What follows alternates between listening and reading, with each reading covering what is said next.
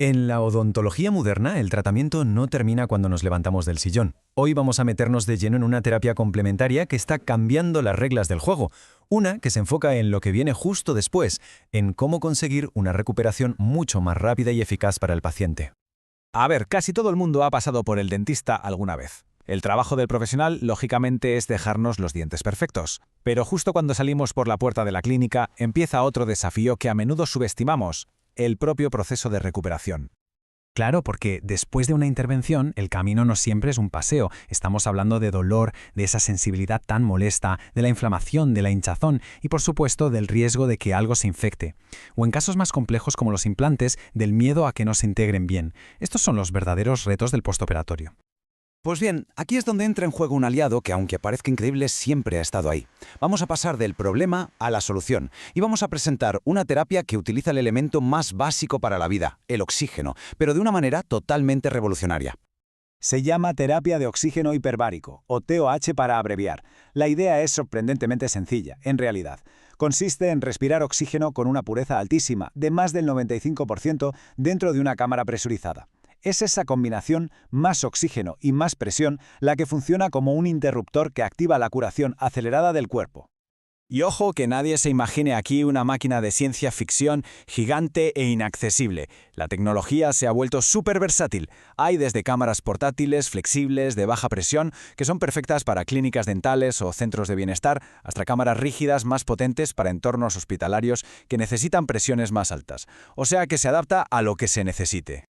Vale, vamos a sumergirnos un poco en la ciencia, porque ¿cómo es posible que algo tan simple como respirar oxígeno a más presión pueda regenerar los tejidos de una forma tan potente? Bueno, pues la respuesta está en cómo engañamos, para bien, a nuestra propia biología. Fijaos en esto, que es la clave de todo. En condiciones normales, el aire que respiramos tiene un 21% de oxígeno, y los glóbulos rojos son como los repartidores que lo llevan por el cuerpo. Pero en la terapia hiperbárica, al aumentar la presión, forzamos a que el oxígeno se disuelva directamente en el plasma sanguíneo. Es como si de repente, además de los repartidores, abriéramos una autopista de oxígeno que llega a todas partes. Se puede transportar hasta 15 o 20 veces más oxígeno a cada célula del cuerpo. El proceso, si lo simplificamos, es así de claro. Primero, aumentamos la presión y la concentración de oxígeno. Segundo, conseguimos inundar de oxígeno todos los tejidos, incluso los que tienen mala circulación. Y tercero, y más importante, este baño de oxígeno activa las señales internas del cuerpo que le dicen «ponte a reparar ya». Y aquí viene la parte que es sencillamente alucinante. Es lo que se conoce como la paradoja hipoxia/hiperoxia. Nuestro cuerpo es increíblemente listo. Cuando detecta esa subida tan bestia de oxígeno durante la sesión y luego la bajada al terminar, lo interpreta como una señal de alerta. Y esa alerta activa unos genes maestros de la reparación y la supervivencia celular, como el GIF1 y el NRF2. Básicamente, le damos al cuerpo un pequeño susto para que ponga en marcha sus mecanismos de autocuración más potentes. Muy bien, ya entendemos la ciencia que hay detrás, pero ahora vamos a lo práctico. ¿Cómo se traduce todo esto en beneficios reales, en el día a día de una clínica dental, tanto para el dentista como sobre todo para la persona que se sienta en el sillón? Pues el abanico de usos es enorme. Por ejemplo, en casos de gingivitis, reduce la inflamación de forma espectacular. Después de una extracción, acelera la cicatrización que da gusto. Para los implantes, como veremos, es un aliado brutal. E incluso ayuda en casos muy graves como la osteoradionecrosis, que es la muerte del hueso por radioterapia, porque ayuda a que vuelvan a crecer vasos sanguíneos en la zona dañada. Y vamos a pararnos un momento en los implantes, porque esto es crucial. El éxito de un implante depende de que el hueso se fusione con él, lo que se llama osteointegración. Es el cimiento de todo. Al llevar una cantidad masiva de oxígeno justo a esa zona, la terapia hiperbárica potencia este proceso de una manera increíble, lo que aumenta las probabilidades de éxito y hace que el implante dure mucho más tiempo.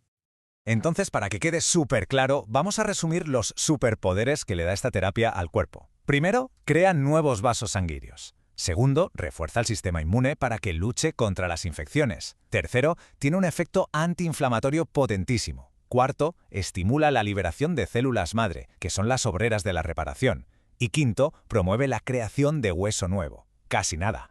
Muy bien, la terapia promete, y mucho. Pero seguro que ahora la gente se pregunta, ¿y cómo se aplica esto? ¿Es seguro? ¿Hablamos de muchas sesiones?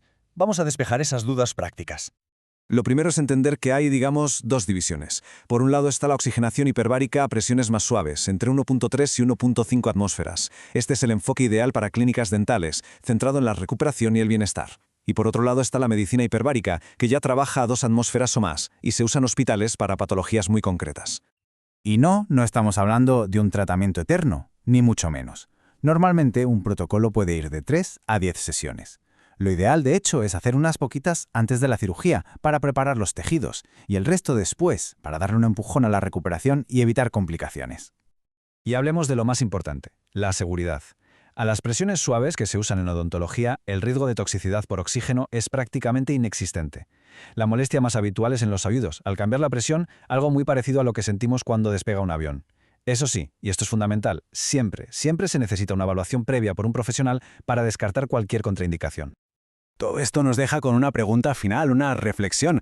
Con herramientas como esta, la recuperación dental ya no es un proceso pasivo de sentarse y esperar a que pase, se convierte en un proceso activo, un proceso que podemos optimizar, que podemos acelerar.